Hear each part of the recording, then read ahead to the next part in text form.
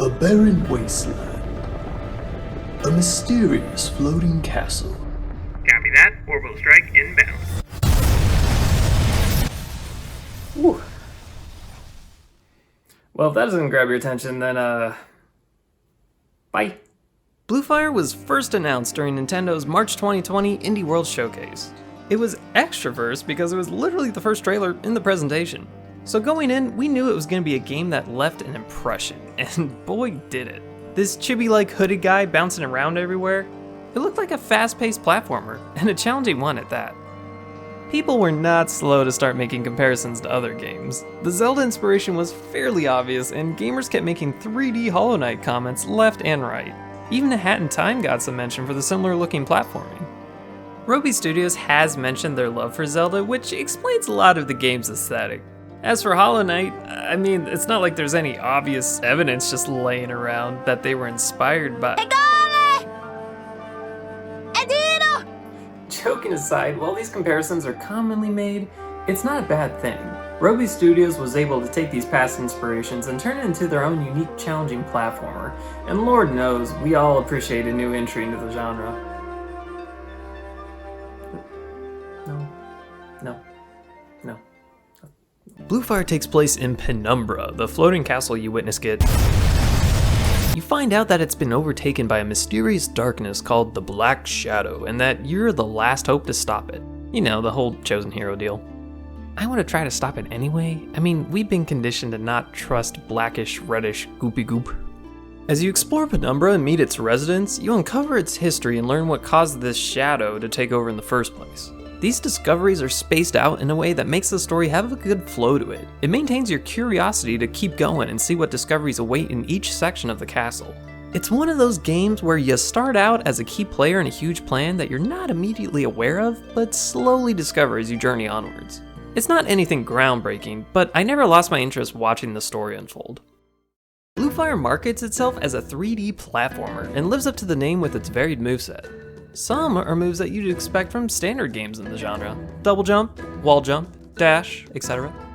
You also get the ability to sprint, which I personally loved how he float sprints everywhere. I mean, obviously he's just so fast he doesn't even need to touch the ground.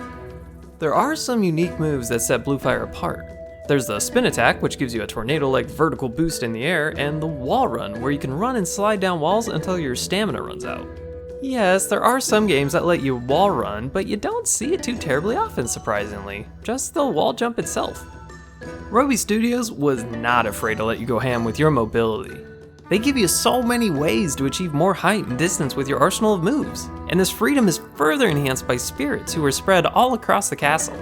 They can give you bonus effects from increasing your dash length to letting you literally walk on air for a few seconds. It's honestly liberating being able to get away with some ridiculous stunts, even in ways Robi Studios probably didn't see coming.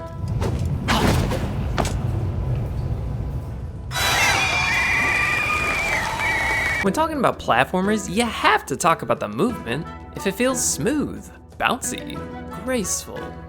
So how would I describe Bluefire? Well, I'd say snappy. This word kept popping into my head all the way back to the reveal trailer. There's a lot of suddenness to the player's movement. Quick dashes, intense combat, jumpy wall jumps. And that's what it wound up as. You need quick reflexes and precise platforming to make it through most of the environments. And enemy attacks are telegraphed just enough to give you a small window to dodge or counter. Fast-paced, snappy gameplay. There are some tricky bits as you explore Penumbra, and there's even more challenge in the temples. These play out similar to traditional Zelda dungeons with a greater focus on platforming. The water temple was my favorite. Wow, if I had a nickel for every time I said that. The real difficult platforming was left to separate levels called voids. Some of these get ludicrous. Akin to Super Mario Sunshine's secret levels, these are separate areas designed to test your platforming.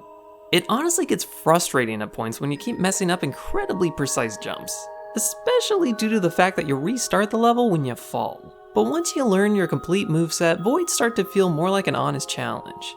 The creativity of the later ones shine the most, and it's genuinely a good time figuring out the best strategy to get through them. It's also worth noting that unlike Super Mario Sunshine, voids are optional. They are, however, encouraged to complete as they increase your max health for each one you finish. Fortunately, there's a fair spread of easy, medium, and hard voids, so at the very least, you should be able to clear a good chunk of them. Except this guy. It will give you nightmares. While platforming is the main gameplay focus, combat is on the other side of the coin. Sticking with the theme of snappy, enemies tend to have fast attacks that you have to quickly react to. If you don't, you'll take a lot of damage and you'll find yourself ragdolling to the moon in just a few blows. Fortunately, you have your platforming to help you dance around enemies in a guerrilla warfare type of combat style. It's a pretty unique feeling how no matter where you are, you have options to constantly engage the enemy. The biggest reason for this is that you can dash in their direction when locking onto them, which keeps you in close combat range. This helps when using your shield since, for some reason, there's this quirky behavior that when you're hit, the impact bounces you back really far. But simply dash in and bam, back in the fray. Even when you're stuck on the fences, you can use a ranged blue fire attack to hit enemies from afar. Constant engagement, you gotta love it. My favorite aspect of the combat was how you can bounce off enemies with your attacks just like the world's wealthiest duck. Since most enemies are heavy hitters, it turns into a David versus Goliath scenario where you want to avoid being hit as much as possible. So these bouncy attacks give you both an offensive and a defensive maneuver, attack and evade respectively. It makes you feel like an acrobatic sword master. If you ever wanted to be like Yoda, then here you go. The combat's full potential is realized in boss fights and sections where you have to defeat a room full of enemies. The snappiness I keep mentioning shined during these moments. Things get intense quick, and you'll always be performing some parkour to dodge one enemy as you're focused on attacking another.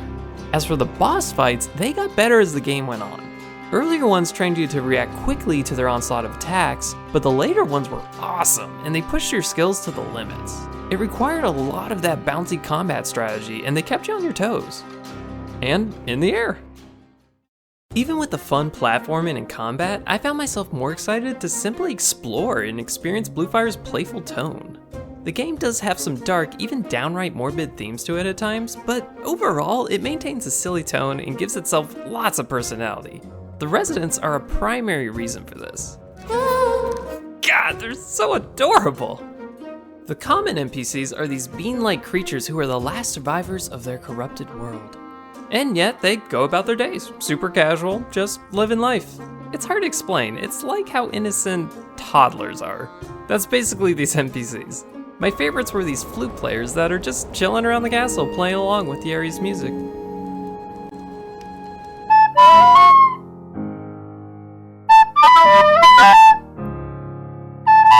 Another way Bluefire shows off its personality is through the collectibles you can play around with. For instance, you can learn up to 14 emotes hidden throughout the castle. Not only do they unlock hidden chests, but they're fun to just play around with, especially in photo mode. There's also tons of costumes to collect. Except for one instance, they are purely cosmetic, but some of them have some awesome visual effects to them that look amazing. Or you can just be a bunny, whatever floats your boat. Bluefire was a welcome surprise. The story did a good job building up to your final confrontation with the Black Shadow, and it felt fulfilling by the end of the adventure. The platforming was sharp, intense, and a fair challenge for the most part. It felt empowering to see my skills grow throughout my playthrough. Overall, Roby Studios did a wonderful job for its first release, and I can't wait to see more from the studio. Any fan of Zelda or 3D platformers in general won't want to miss out on this gem. Well, I gotta wrap this up. I got a 2 o'clock to be at, and oh crap,